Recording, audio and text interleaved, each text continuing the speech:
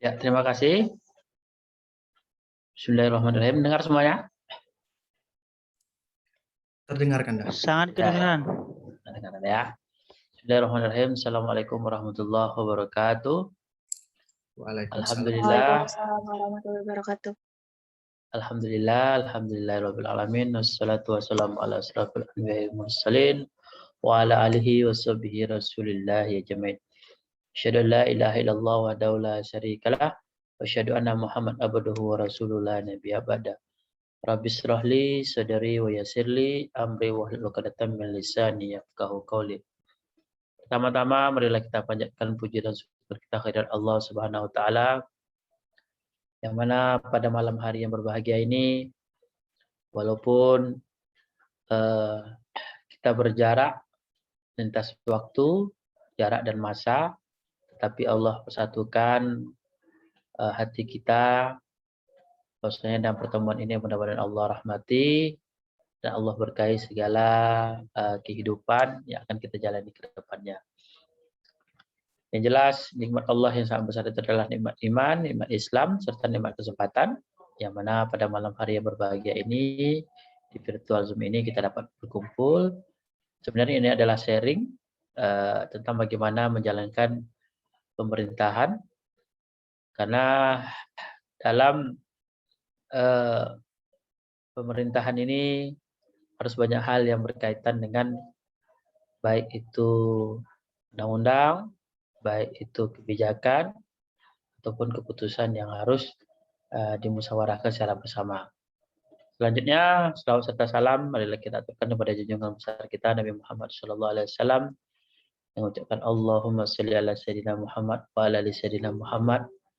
Mudah-mudahan kita yang hadir pada malam hari ini adalah umat beliau yang mendapatkan syafaat di yaumil akhir nanti. Amin amin ya rabbal alamin. Apa kabar semuanya? Anda yuda kita, bahwasanya mudah-mudahan sehat ya, baik yang di Jogja maupun yang berada dimanapun.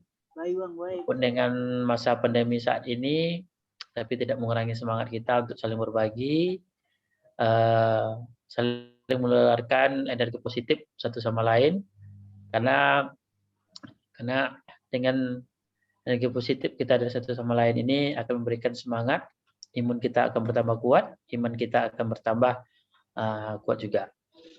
Terima kasih kepada ini sangat luar biasa HMI Kompak FSB mentaja sebuah acara yang mana acara ini mungkin sudah berlalu sebelum-sebelumnya dengan pemateri-pemateri yang hebat sebelumnya. Pada malam hari ini kita akan mengetahui situasi dan kondisi seperti apa kondisi politik di tengah-tengah masyarakat, karena ujung tombak dari pemerintahan pusat itu adalah desa. Di desa pada saat ini itu mengalami sebuah kemajuan, perubahan, baik itu dalam kewilayahan ataupun hal-hal yang lainnya. Dan berdasarkan dari apa disampaikan oleh moderator tadi, kita mengetahui bahwasanya untuk menjadi saat ini itu banyak pengalaman-pengalaman baik dari pendidikan, mulai dari sekolah, organisasi dan yang lainnya. Bisa ditampilkan Pak Imam kita? Benar bang.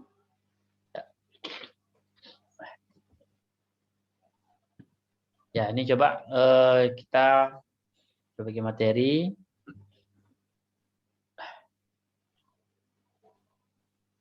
Ya. Judul kita pada malam ini yaitu komunikasi politik di tengah-tengah masyarakat. Kenalkan juga mahasiswa FSB UI angkatan 2006. Jadi ketika bersama Dinda-Dinda sini masih merasa mahasiswa ya. Walaupun mungkin sudah berlalu beberapa tahun kebelakangan. Yang penting semangatnya masih semangat mahasiswa. Ya, next, lanjut. Nih. Jadi background dari latar belakang ini adalah sebuah suasana kondisi di pedesaan yang rindang, yang tempatnya sangat harmonis, ada berbagai kegiatan, ada gunung, mungkin di desa-desa, di mungkin semuanya mengalami hal seperti ini juga, atau mungkin ada di kota ini tinggal ini semuanya. Kalau saya Ya. itu bang di pelaut bang. Oh, laut ya. Ya, kalau kita di daerah bantaran sungai, ada beberapa. Jadi ini perkenalan singkat kita. Nama Elza Saputra, panggil Elza. Di moto hidup sekali hiduplah yang berarti dan dapat memberikan manfaat di kala mati nanti. Istri 1, anak 2. Ya berapa setahun yang lalu itu orang meninggal dunia. Terus next.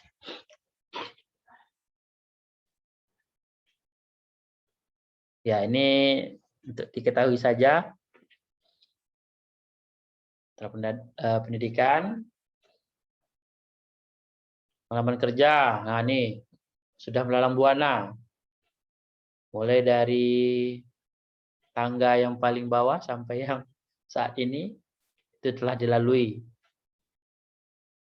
Nah, ini ada psikologi di marketing division, HRD, karyawan HRD di PT Pindo Daily. Sudah dijelajah ini semuanya, dari pendidikan, dari terus juga di tenaga pemerintahan, dan saat ini juga. Ini tidak terlepas semuanya dari apa yang kita dapatkan, bahwasanya pendidikan itu nomor 1. Ya, next lanjut.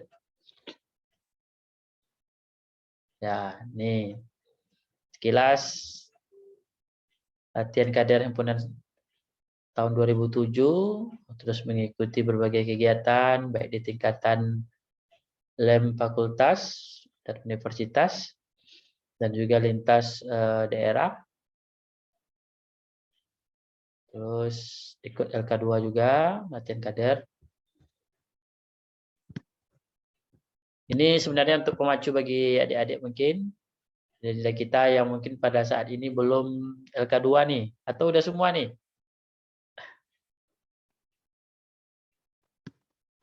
Yang belum bang. Belum ya. Nanti ditunggu. Luar biasa tuh ilmu yang kita dapatkan, nanti pengalaman yang kita dapatkan di LK2, karena kita akan bertemu dengan teman-teman yang luar biasa. Ya, terus lanjut next. Ya, ini back. Ah, nih pengalaman organisasi. Jadi kalau ini tidak diragukan lah ya, dari nomor 1 sampai nomor 3 nih. Nomor 4 ini sampai sekarang masih diamanahi sebagai ketua remaja masjid. Karena begini, karena kita coba merangkul adik-adik kita remaja masjid yang dari tingkatan SMA sampai mahasiswa. Karena mereka butuh sosok atau kita perlu mengajarkan bagaimana berorganisasi yang baik. Dan juga berorganisasi yang baik itu adalah dengan sifat kekeluargaan dan kegiatan. Sehingga kegiatan-kegiatan yang positif itu betul-betul terasa oleh mereka. Jadi sampai sekarang nih nggak ada nih, mereka tidak mau tukar ketuanya. Jadi tetap kita memberikan yang terbaik untuk adik-adik remaja kita, terutama adik remaja masjid. Ya, next lanjut. Kan Pak Imam. Ah, nih.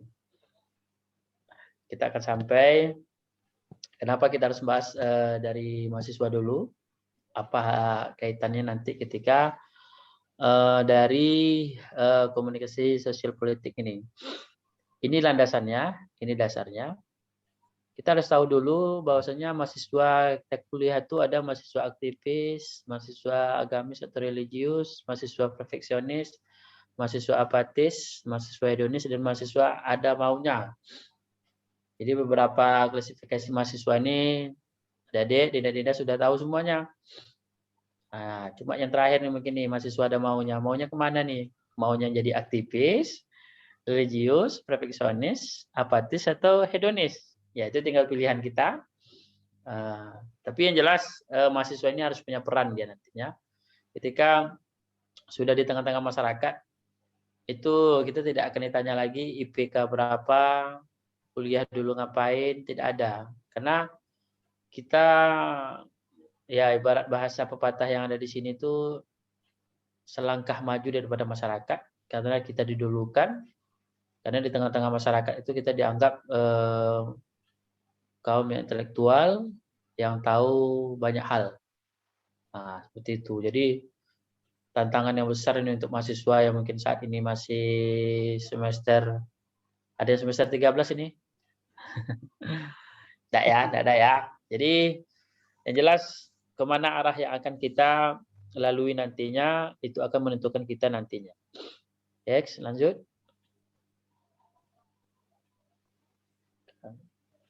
Nih, tujuan akhir seorang mahasiswa itu apa sih setelah dia kuliah? Pasti pengennya wisuda kan? Atau ingin cepat selesai. Apakah dengan cepat selesainya mahasiswa atau adik-adik itu ingin kuliahnya cepat selesai itu akan selesai masalahnya? Itu tidak. Karena ketika kita sudah mengakhiri masa status kita sebagai mahasiswa yang wisuda, itu adalah awal bagaimana kita akan menentukan langkah kita. Entah itu langkah kita akan baik di masyarakat atau langkah kita akan orientasi kita kepada pekerjaan, itu menentukan. Namanya wisuda tuh wajib untuk seluruh mahasiswa ya, karena itu bagian yang tidak terpisahkan. Jangan sampai nanti di tengah-tengah kita putus tengah jalan. Karena apa? Tidak semua, ya apalagi di pedesaan ini ya, tidak semua, berdasarkan pengalaman, tidak semua teman-teman kita yang ada di pedesaan memiliki kesempatan yang sama mengenyam pendidikan sampai menjadi mahasiswa. Jadi kesempatan ini jangan disia-siakan. Dan ingat bagaimana kita mengimbangi antara waktu untuk berorganisasi, waktu untuk belajar, jadi diseimbangkan semuanya. Ini akan membentuk karakter kita nantinya di tengah-tengah masyarakat. Ya, lanjut.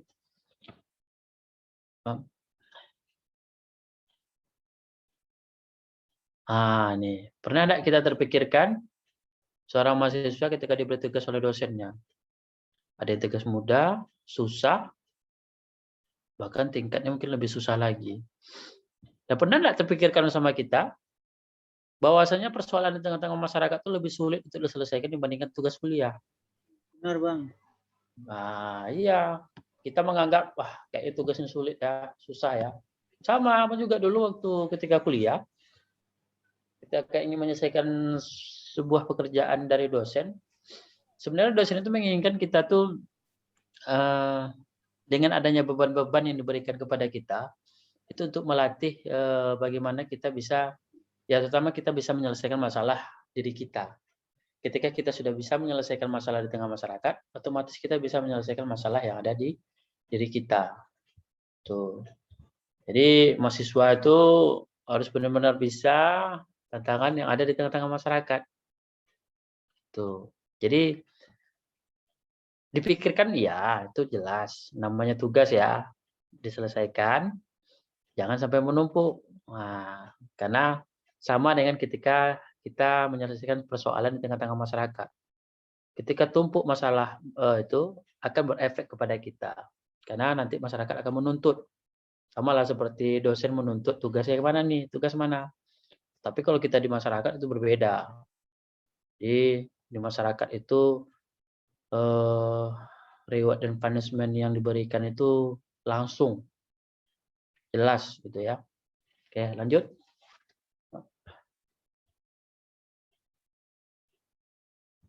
Nih. Mahasiswa mana sih yang bisa menyelesaikan tantangan yang ada di masyarakat? Apakah mahasiswa yang perfeksionis, kerjanya belajar terus?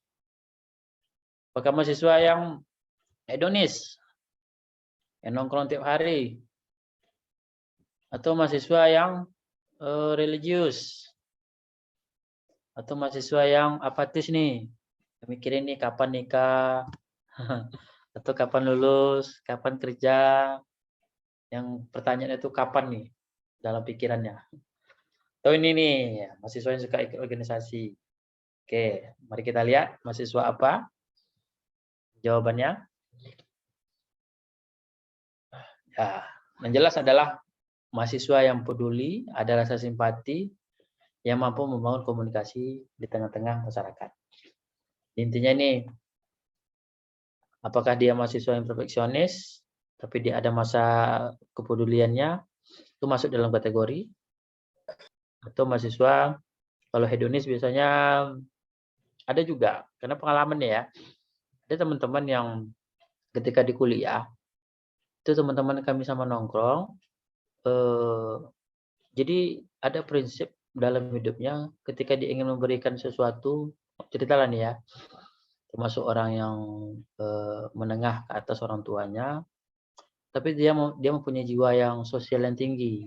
Sebenarnya dalam arti dia punya kepedulian yang tinggi terhadap hal-hal yang berkaitan dengan masyarakat. Itu kalau dilihat orangnya mungkin kita nggak sangka, karena ya kita juga tidak bisa menilai seseorang dari casingnya, dari covernya, tapi dia mempunyai rasa kepedulian. Benar, kepedulian saja tidak cukup, tapi kita juga harus mahasiswa yang betul-betul bisa membangun komunikasi di tengah-tengah masyarakat. Dalam arti gini, karena masyarakat ini perlu diberikan pemahaman dengan bahasa-bahasa yang sederhana. Ya, kalau kita di perkuliahan dengan dosen kan kita dengan menggunakan bahasa ilmiah atau segala sesuatunya kan kita paham. Tapi kalau masyarakat itu dengan bahasa yang sederhana, dengan bahasa yang jelas, jadi paham. Untuk memahamkan masyarakat yang berada di pedesaan itu sangat sulit dengan masyarakat yang ada di perkotaan. Maksud kita apa, mereka apa gitu. Jadi kita bingung. Jadi selama lebih kurang 2 tahun ini menjadi sekretaris desa, ya Abang juga melihat masyarakat kita ya, masyarakat terutama yang di pedesaan itu biasanya mereka memiliki tingkatan-tingkatan pemahaman yang berbeda untuk memahami suatu permasalahan. Jadi yang jelas itu kita coba, walaupun kita adalah mahasiswa perfeksionis, mahasiswa religius, tapi kita mempunyai kepedulian tentang apa yang terjadi, apalagi saat-saat ini ya, dengan COVID, pandemi ini, banyak sekali aspek-aspek, mulai dari ekonomi, aspek sosial, itu sangat terasa sekali di tengah-tengah masyarakat. Masyarakat sangat membutuhkan bantuan-bantuan, apalagi nih sekarang nih, yang tahu nih adik-adik, rekan sekalian, masalah BLT. Nah, itu nanti akan kita coba bahas nanti. Oke, lanjut, next. Ini tadi yang kita bahas tadi ya. Yang peduli itu yang mana? Memang yang mendekati untuk yang bisa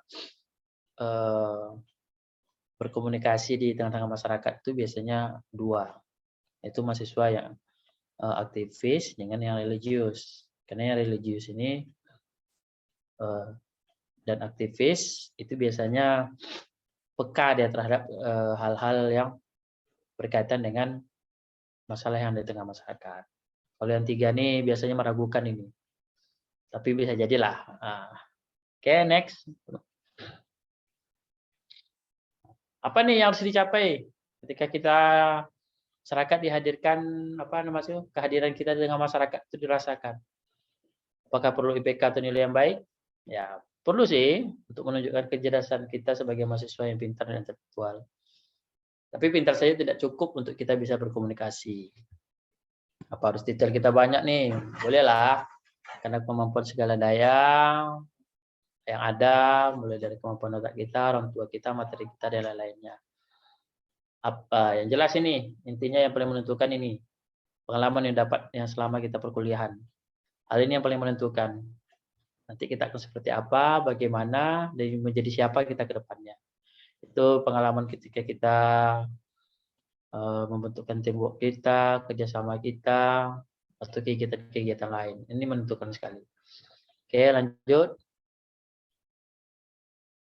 Nah, ini pertanyaan nih untuk kita semua nih. Orang bodoh kan dikalahkan oleh orang pintar.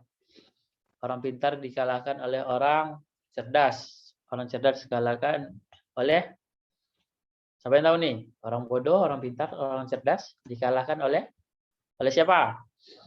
Ada yang tahu?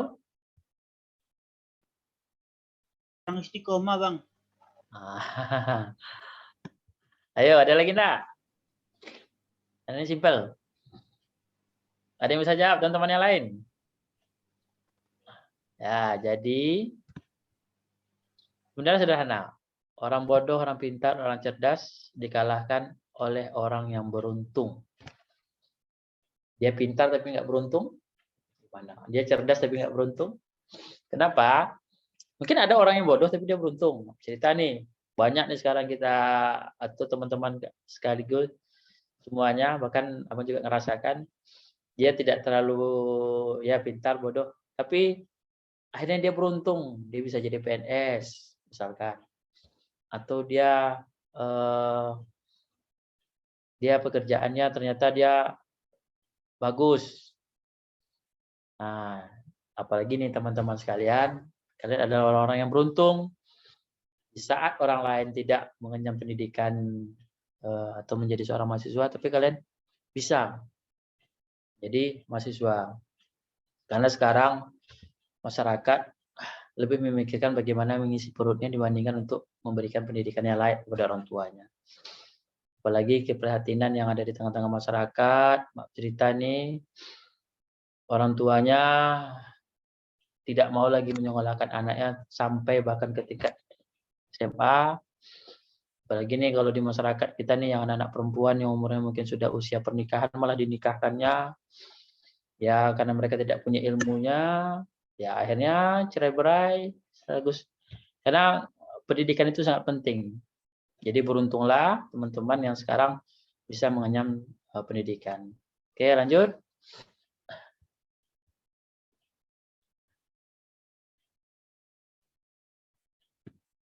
Nih, ketika kita sudah di tengah-tengah masyarakat nih, apa yang harus kita lakukan? Kita harus meyakinkan diri kita harus percaya diri bahwa kita bisa melakukan perubahan ke arah yang lebih baik. Ini sisi politiknya.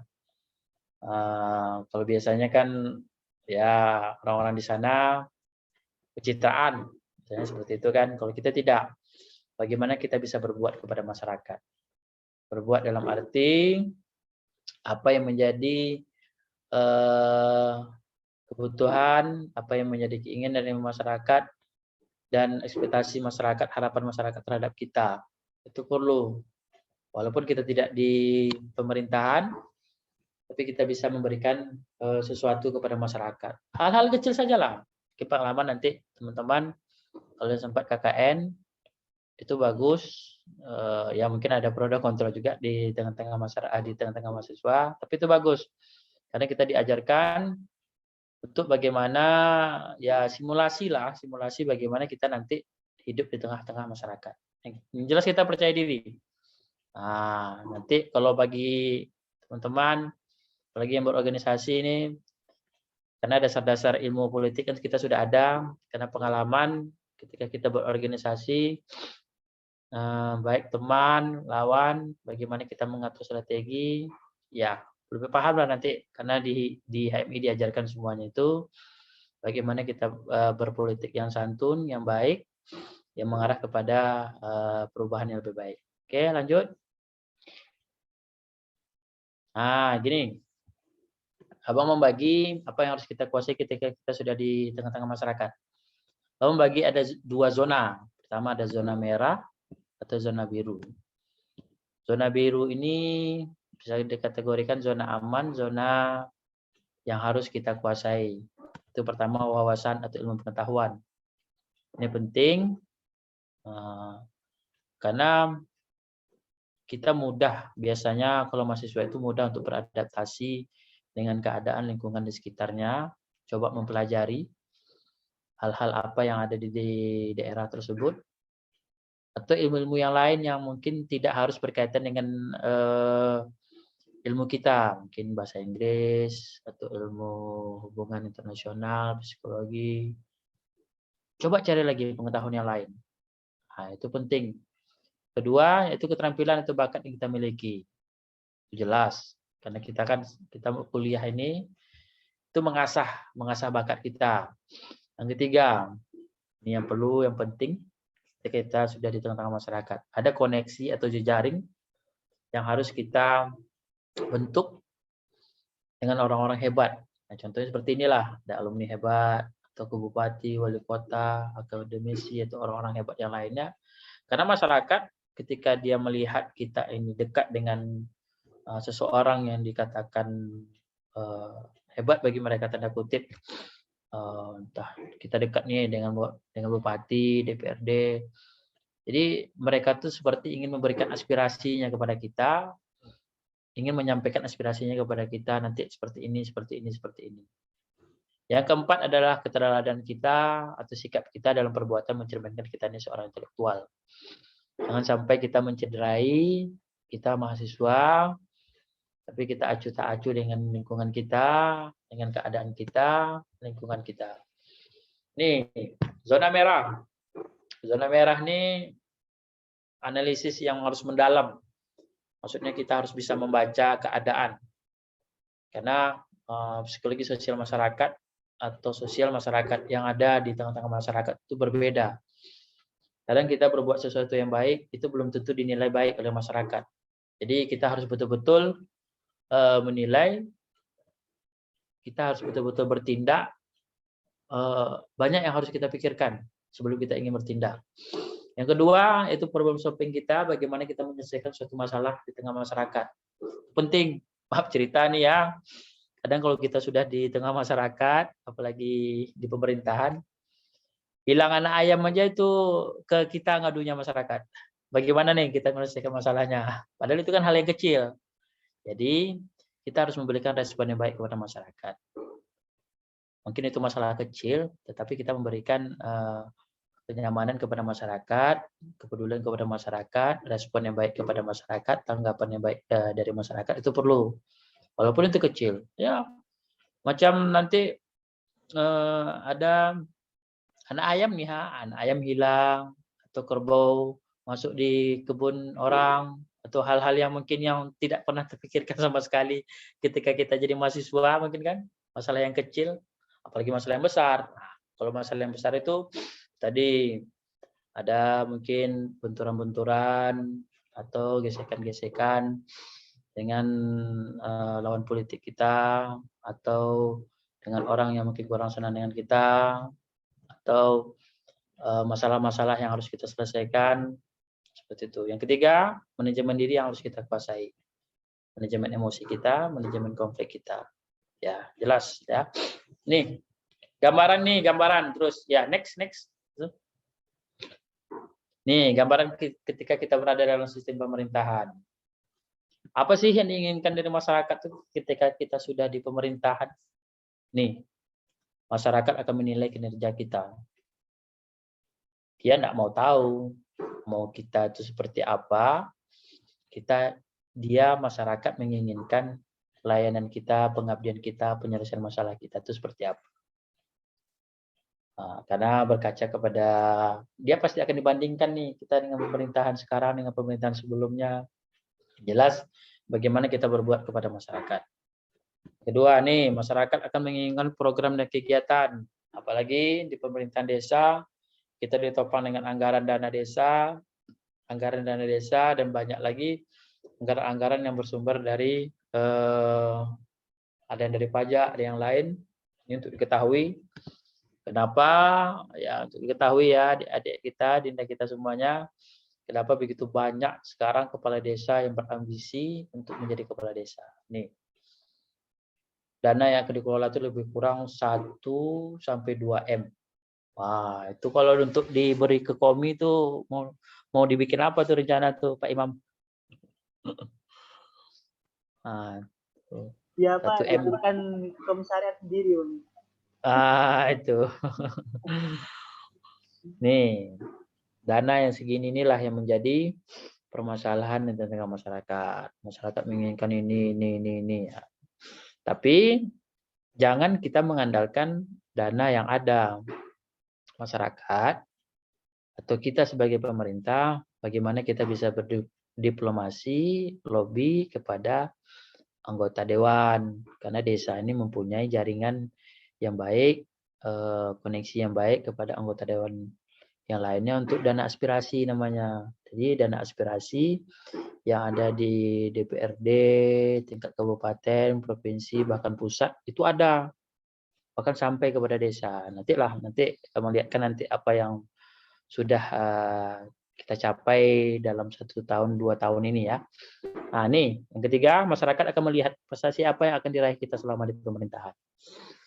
Nah, setelah itu, setelah mereka menilai kita, masyarakat menginginkan kita, masyarakat akan melihat prestasi kita. Prestasi ini bukan prestasi kalau di perkuliahan, oke lah prestasi akademik kan. Karena banyak masyarakat menilai infrastruktur atau sarana prasarana itu menjadi prestasi. Misalkan kita buat jalan setapak sekitar 500 meter atau kita bikin gedung-gedung pertemuan yang mungkin tidak ada sebelumnya gitu ya. Nah, ini untuk diketahui oleh TV-TV masyarakat yang ada di next aja Pak Imam. Nih, TV masyarakat yang ada di desa. Nih, kita harus tahu dulu nih karakter masyarakat kita. Jadi masyarakat kita itu ada 3. Pertama masyarakat di desa itu ada 3 di perkotaan. Biasanya mereka tidak jauh dari ibu kota, tapi berdekatan. Terus ada lagi memang perdesaan yang mungkin jauh, daerah-daerah yang terpinggir. Terus ada lagi penyangga antara pedesaan dan perkotaan. Sekarang kita bahas yang ini, masyarakat yang di perkotaan. Pertama, interaksi masyarakatnya terjalin karena ada kepentingan pekerjaan. Biasanya kalau di kota-kota kan seperti ini nih. Kalau tidak ada kepentingan yang lain, mereka tidak akan berinteraksi. Kedua, masyarakat perkotaan tuh biasanya modern, mudah menerima perubahan yang baru. Hubungan masyarakat yang bersifat individualis, misalnya ya siapa lu, siapa gue gitulah biasanya. Terus tingkat pendidikannya tinggi, tuh sarana dan prasarananya memadai, nilai-nilai agamanya biasanya rendah karena ya lebih kepada duniawi lah ya. Nah, next. Nih, masyarakat desa di pedesaan. Nah, nih.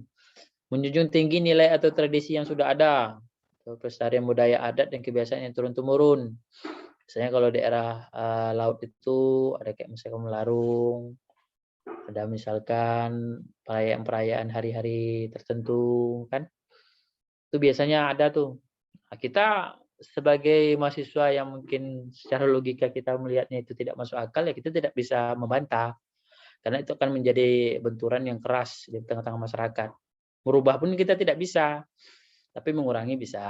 Kita berikan mereka pemahaman bahwasanya pemahaman ini seperti ini Pak, seperti ini. Ya kalau kita langsung frontal saja kita ya itu nanti akan jadi benturan. Interaksi dan hubungan sosialnya, oh baik nih masyarakat gotong royong. Biasanya misalkan ada rumah atau masyarakat yang tertimpa musibah, itu cepat masyarakat turun tuh. Nah, sifat kekeluargaannya juga tinggi. Cuma ini ada lagi negatifnya, agak susah menerima hal yang baru sehingga terkesan masih tertinggal. Tingkat pendidikannya rendah. Biasanya seperti tadi kasus tadi, orang tua itu biasanya mensekolahkan anaknya hanya sampai tingkat SMA. Jadi mereka kurang lah dalam hal pengetahuan dan wawasan. Kalau nilai agama dan sosialnya tinggi. Ya, terus lanjut. Nih, masyarakat penyangga antara desa dan kota. Masyarakatnya kritis akan sesuatu hal yang baik atau buruk. Nah, jadi untuk diketahui, Abang sekarang berada di desa ini. Masyarakat yang penyangga antara desa dan kota. Dibilang desa, enggak desa kali, bilang kota ya jaraknya dekat juga gitu kan. Tapi masyarakatnya di antara desa dan kota. Nih, Jadi masih bisa menerima yang baru, tapi tidak meninggalkan tradisi kebudayaannya. Bina-bina lah ya, kalau bahasa konturnya ya. Sifat kekeluargaannya masih ada, tingkat pendidikannya masih ada juga, nilai-nilai agama sosialnya masih ada. Nanti kita lihat nanti apa yang akan terjadi di masyarakat penyangga antara desa dan kota ini. Biasanya hal yang baik ini dikritisi nih, hal yang buruk apalagi. Nah, coba lihat next. Ya, bagi negeri membangun desa dan masyarakatnya. Gambaran, yuk. Lanjut. Nah, ini. Back. Nah, nih. Jadi gambaran, setiap segala sesuatu yang ada di pedesaan, itu tidak terlepas dari musyawarah mufakat. Musyawarah mufakat itu segala keputusan dan kebijakan itu dibicarakan bersama-sama. Nah, suasana ini kan biasanya kan sudah ada nih di komi nih, apa yang mau kita bikin, segala sesuatu. Kebiasaan ini sudah terbiasa oleh kita ketika kita sudah berorganisasi, apalagi di komi ya. Sama, di masyarakat pun seperti itu. Jadi segala sesuatu hal, baik yang bersifat itu kegiatan, ada namanya tuh setiap kita ingin menyalurkan anggaran desa yang berbentuk APBDes, anggaran belanja desa itu kita akan mengundang nih berbagai macam tokoh-tokoh masyarakat nih, RT, RW, Kadus, agama, pemuda dan lain-lainnya untuk merumuskan atau merencanakan kegiatan-kegiatan di desa. Dan kita biasanya diawasi oleh BPD. BPD itu sama lah kalau di DPM. Jadi ada badan pengawasnya, anggota dewannya lah untuk mengawas setiap kegiatan. Ya, next lanjut. Nah, ini kegiatannya nih. Jadi kegiatan di dana desa itu ada kegiatan prioritas nasional dan ada kegiatan yang memang dari aspirasi masyarakat. Kalau dana BLT, untuk diketahui, itu memang dana yang dikucurkan oleh pemerintah pusat melalui dana desa, itu pemerintah desa yang menyalurkan. Terkadang ini terjadi benturan yang keras kepada masyarakat, karena masyarakat menginginkan namanya uang, namanya dana, siapapun masyarakat pasti menginginkan, tidak dia merasa kaya, tidak dia merasa miskin, karena ketika itu apalagi COVID ini, mereka merasa nih kami mendapatkan karena kami juga terdampak katanya seperti itu kan. Jadi hampir seluruh desa yang ada di Indonesia itu mengalami benturan-benturan yang luar biasa terhadap BLT ini. Beda dengan pemerintahan sebelumnya, waktu dulu zaman PSBY dulu sepertinya ada juga, tetapi penyalurannya tidak melalui desa. Kalau ini desa, jadi desa menyalurkan, tingkat pengamanannya, benturannya sangat tinggi sekali. Ya. Next, lanjut. Nih, masyarakat penyangga nih. Biasanya dulu abang kan sering demo, ikut aksi gitu ya. Sekarang kita nih di demo nih, apa langkah kita nih, apa yang harus kita lakukan. Jadi untuk menyikapi ini, kita bisa memberikan pemahaman-pemahaman kepada masyarakat. Baru 2 tahun, 3 tahun lah, 3 tahun pemerintahan desa ini banyak nih ujian-ujian, halangan, rintangan, hambatan ketika kita duduk di pemerintahan. Karena sorotan masyarakat, apalagi kita menjadi public figure ya, jadi segala tindak tanduk kita tuh akan dilihat oleh masyarakat. Salah saja sedikit apa yang kita lakukan, sudah masyarakat akan menilai. Bahkan ini contohnya masyarakat demo nih, ini demonstrasi ini tidak tanggung-tanggung nih di kantor bupati nih ya.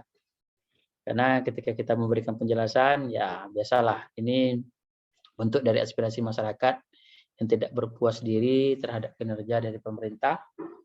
Padahal kita sudah berbuat lebih banyak. Ya, ini hanya sekelompok masyarakat. Tetapi ini juga menjadi pembelajaran juga bagi kita bahwasanya kita akan terus berbuat yang lebih baik lagi. Terus next. Ini Jadi kekuatan terbesar dalam menjalankan sebuah pemerintah itu ada di kita sebenarnya.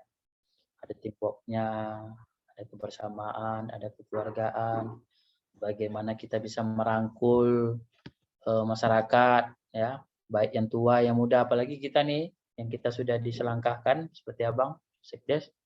Ini orang-orang tua nih, kan ada yang umurnya mungkin sudah jadi orang tua kita, tetapi mereka paham dengan posisi kita tidak merasa besar, tetapi kita bisa memberikan arahan-arahan.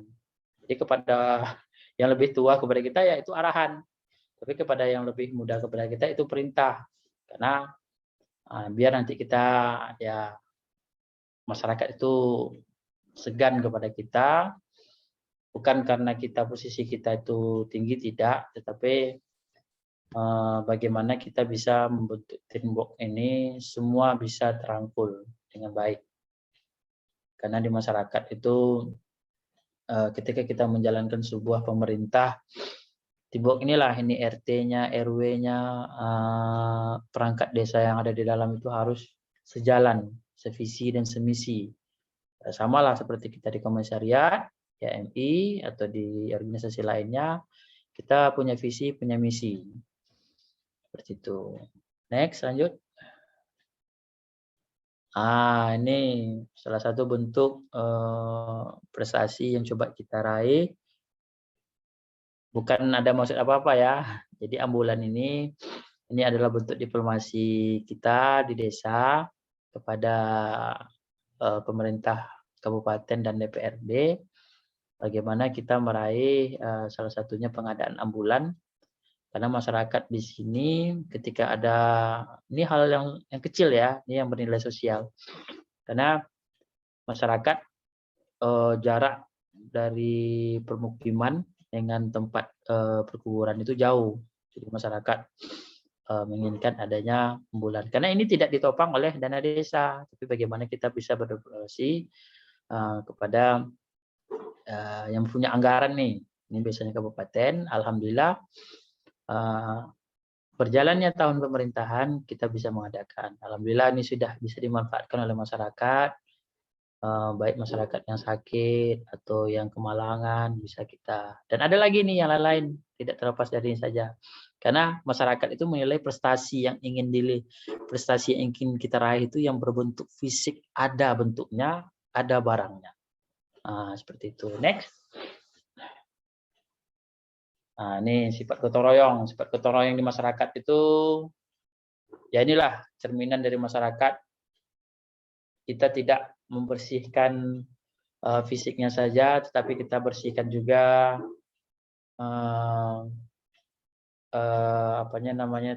pemberdayaan masyarakatnya itu kita berikan kepada masyarakatnya. Jadi yang kotor itu kita bersihkan, baik dan di dalam maupun di luar. Maksudnya seperti ini. Masyarakat itu harus kita beri pemahaman, kita bersihkanlah segala sesuatunya, mungkin hati kita, perasaan kita, tingkah laku kita, sama seperti ini. Jadi masyarakat dengan adanya kegiatan-kegiatan yang bersifat gotong royong, kita libatkan masyarakat dalam segala sesuatu kegiatan, karena bercermin pada dulu-dulu itu ketika ada membuat kegiatan, cerita nih seperti jalan ya, misalkan jalan tapak ini, pemerintah itu tidak menghadirkan masyarakat setempat. Jadi ada semacam kecemburuan sosial. Tapi masyarakat yang setempat, ya walaupun tidak seberapa lah insentifnya, tetapi mereka merasakan kehadirannya, bahwasanya pemerintah betul-betul perhatian.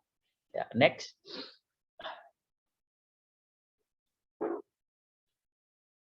Oke, terima kasih. Ini pengalaman pemerintahan dan apa yang Anda dapatkan selama ini tidak jauh, tidak lepas ketika berorganisasi, baik itu di HMI, baik itu di LEM. Karena fungsi dari sekretaris desa itu dia ada dua, fungsi administrasi satu, yang kedua adalah fungsi menjalankan rencangan dari kepala desa. Jadi kita tidak membuat keputusan ataupun kebijakan, tapi kita hanya kepada fungsi administrasi dan fungsi menjalankan kegiatan-kegiatan yang telah dicanangkan oleh kepala desa. Seperti itu.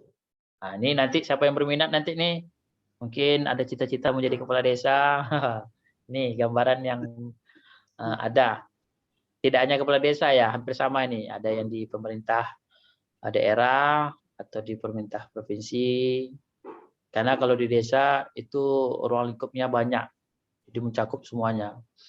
Tapi kalau di pemerintahan ya seperti yang pengalaman pernah menjadi tenaga honorer di pemerintah itu hanya satu titik fokus saja.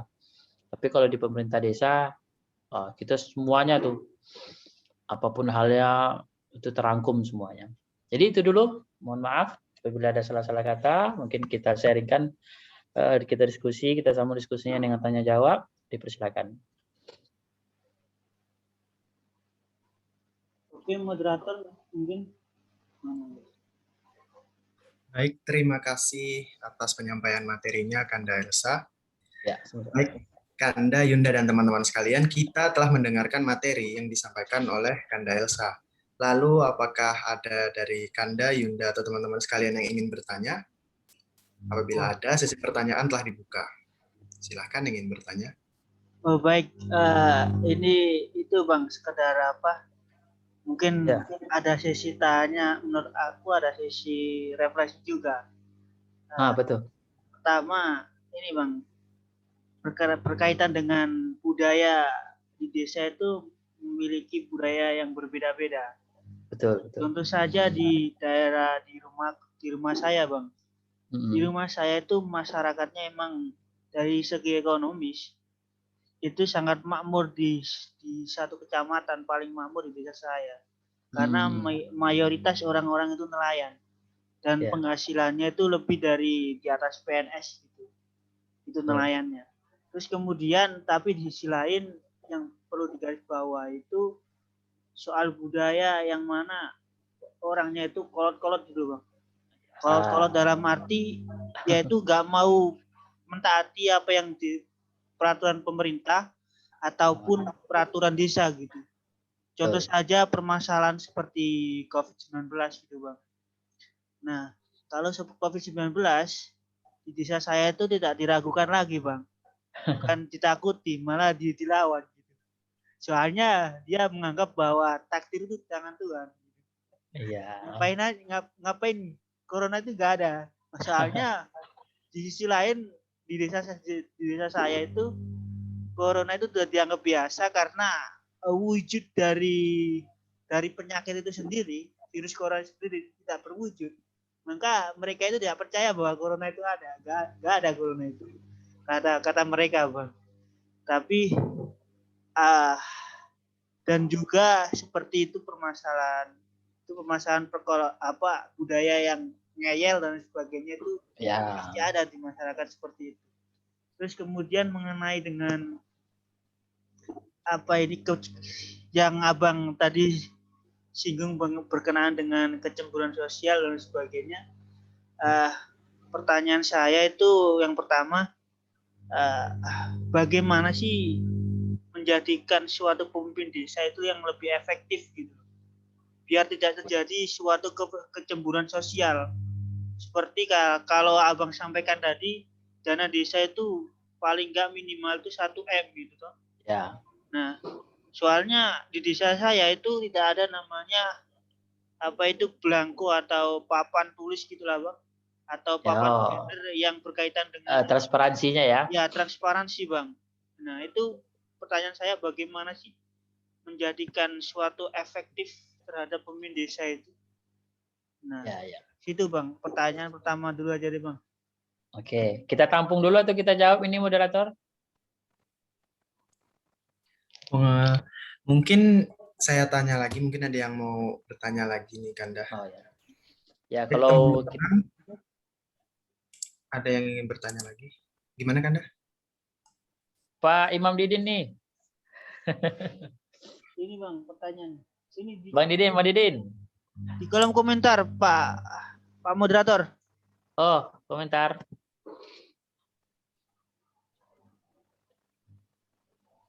Oke. Peran dari Yudi ya. Ada lagi silakan yang di komentar. Kanda, ini ada salah satu partisipan yang ngirim pertanyaannya pribadi ke saya. Ya. Akan saya bacakan ya, Kanda. Oke. Ini pertanyaannya. Tadi kan Kanda berbicara tentang membangun komunikasi dengan masyarakat. Salah satunya bisa lewat KKN. Nah, bagaimana kalau saat KKN kita dihadapi oleh masyarakat yang pemikirannya masih jauh dari agama, masih kental dengan budaya syirik, seperti sesajen, pemujaan roh, walaupun status dari warga tersebut Islam. Sebagai mahasiswa ulil albab yang memang di samping melayani masyarakat, kita juga kan menyebarkan nilai-nilai Islam. Tapi bagaimana menurut Abang bila mereka menolak mentah-mentah dan justru enggan menerima mahasiswa yang mereka pikir akan mengganggu kepercayaan mereka?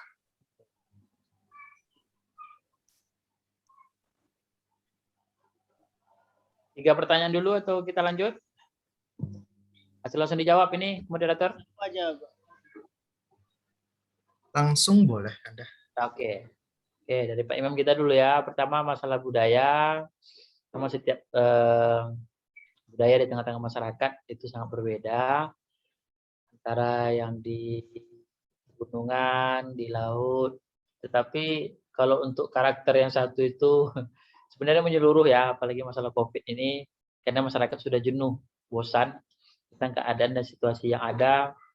Ya kita tahulah secara politiknya sekarang kita disuruh untuk PKM sementara, TKA dari luar negeri dihadirkan atau datang, itu kan membuat masyarakat seperti ada hukum tebang pilih kan. Nah, jadi sama sih seperti di sini juga sama, cuma kita sebagai pemerintah desa kita tidak boleh mengkritisi kebijakan pemerintah, tetapi kita bisa memberikan gambaran dalam arti ini, karena turunan undang-undang itu kan dari pusat sampai ke desa. Jadi turunan undang-undang itu bisa kita laksanakan dan setiap desa itu berbeda. Ada yang betul-betul menjalankan, ada yang betul-betul kalau tidak sesuai dengan kondisi dan keadaan masyarakatnya, ya dikembalikan ke masyarakat lagi gitu kan. Masalah kecemburuan sosial lagi nih. Kecemburuan sosial yang ada di tengah-tengah masyarakat tentang bagaimana kita sebagai pemimpin yang ada di desa untuk bisa merangkul. Karena gini, maaf cerita ya, di tengah-tengah masyarakat itu seperti kita mahasiswa idealisnya itu kan tidak ada. Karena mereka bagaimana memikirkan ekonomi, bagaimana mereka memikirkan dapurnya atau ya secara ekonomi. Cuma kita sebagai pemimpin, bagaimana kita membuat kegiatan yang kegiatan ini mendorong potensi ekonomi desanya bisa maju, satu. Yang kedua, kita memfasilitasi kegiatan-kegiatan yang bisa diikuti oleh masyarakat. Biasanya itu senang tuh masyarakat. Apa sajalah kegiatan yang ada di masyarakat, kita libatkan. Biasanya masyarakat yang kita libatkan ini adalah masyarakat yang mau dan mereka yang betul-betul mendukung pemerintahan. Ya, karena dalam pemilihan kepala desa itu kubu-kubu masyarakat itu tidak akan hilang. Jadi beda ya ketika mungkin pemilihan Pak Imam sebagai ketua komisariat itu berbeda ketika di masyarakat. Kalau ketua MI ketika dipilih mungkin ada yang dicalonkan, misalkan Pak Imam Amar dengan Indra mungkin dicalonkan, itu kan setelah persaingannya kan bagus, sehat. Tapi kalau di masyarakat itu berbeda. Karena ketika masyarakat ini bersaing atau mencapai pemimpin sebagai kepala desa, itu kubunya tetap akan ada. Ada 2 kubu, bahkan 3 kubu nih. 3 kubu. Ada yang mungkin kubu posisi, koalisi, dan mungkin yang kubu yang masyarakatnya yang tidak peduli sama sekali. Nah, jadi bagaimana kita bisa masyarakat, apalagi pemimpin, yang kubu yang sama dengan kita itu sudah wajar biasa. Tapi bagaimana kita bisa merangkul kubu sebelah atau kubu oposisi untuk bersama-sama bersama kita. Nah, asal jangan kita tebang pilih, karena kegiatan-kegiatan yang ada di masyarakat itu betul-betul itu tadi komunikasi kita, komunikasi politik kita, bahwasanya kita tidak membeda-bedakan. Dulu nih ada tuh nih salah satu contoh tapal batas antara desa A dengan desa B yang abang alami nih kemarin, itu tempat terjadi geseran tuh. Kalau kita sempat memprovokasi masyarakat, ini desa A bisa menyerang ke desa B. Itu tapal batas loh itu. Nah, bagaimana diplomasi kita, baik antara dengan desa tetangga, tingkat kabupaten, bagaimana kita bisa menyelesaikan. Nah, apalagi dengan kegiatan, tuh bisa. Terus yang pertanyaan dari Yudis nih, yang tadi gimana Pak Amar? Sudah memuaskan jawabannya? Oh iya Bang, sangat itu menjawab juga Bang. Ya, nah, ini satu lagi nih peran yang dari Yudis, peran apa yang diharapkan masyarakat kalau ada muda yang sudah lulus kuliah kembali ke masyarakat. Yaitu kita bisa memberikan inovasi apa? Biasanya ini pengalaman ya, kami di pemerintah desa, bahkan desa Ganting itu pemerintah desa, kami merangkul nih mahasiswa-mahasiswa yang baik yang sudah selesai kuliahnya atau yang dalam masa proses perkuliahannya, itu kita rangkul, kita buat semacam wadah organisasi bagi mereka. Nanti apa nih kontribusi yang akan mereka berikan? Nah nanti di situ kan ada tuh setiap tahun itu akan ada namanya musrembang. Musrembang itu adalah kegiatan wajib untuk menampung aspirasi masyarakat.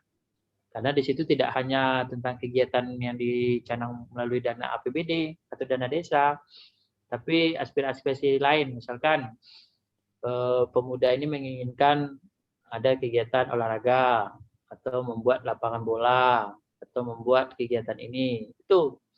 Jadi kepada masyarakat kepada mahasiswa kita atau adik-adik kita yang baru selesai kuliah, itu pemikirannya yang dibutuhkan.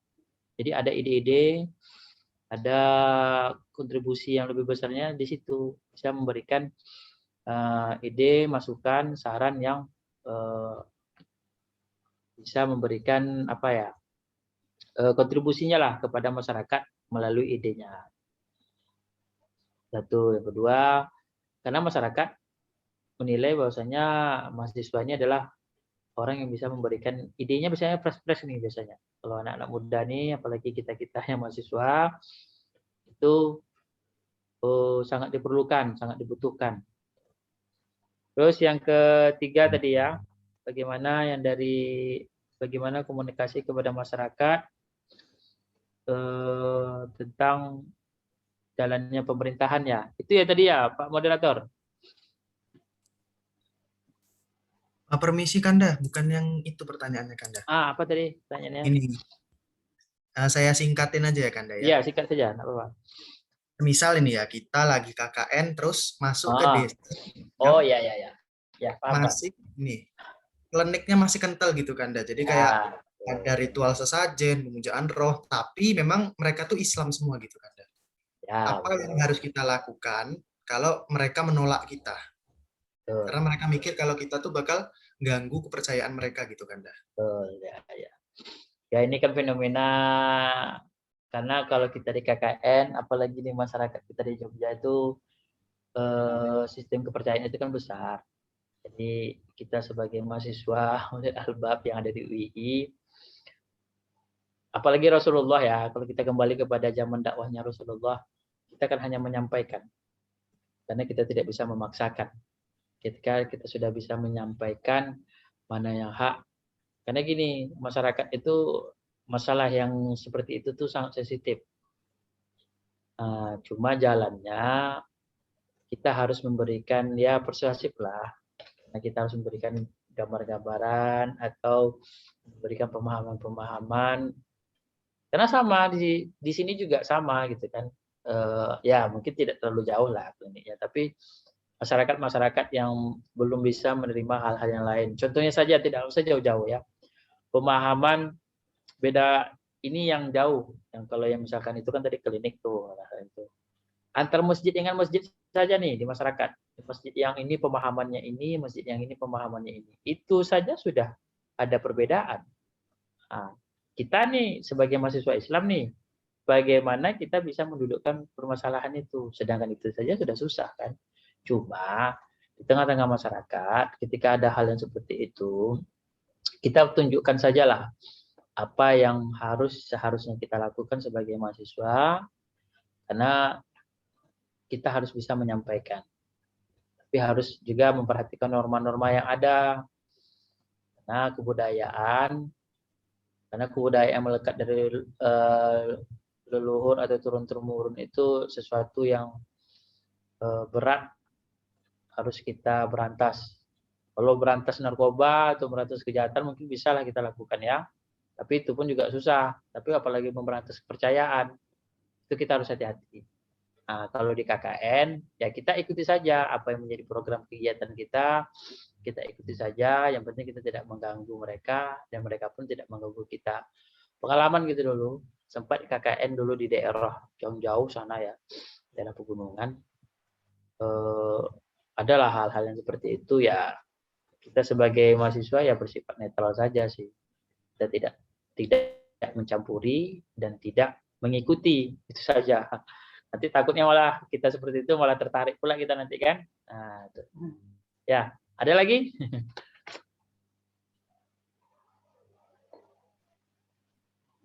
Silakan kepada yang lain.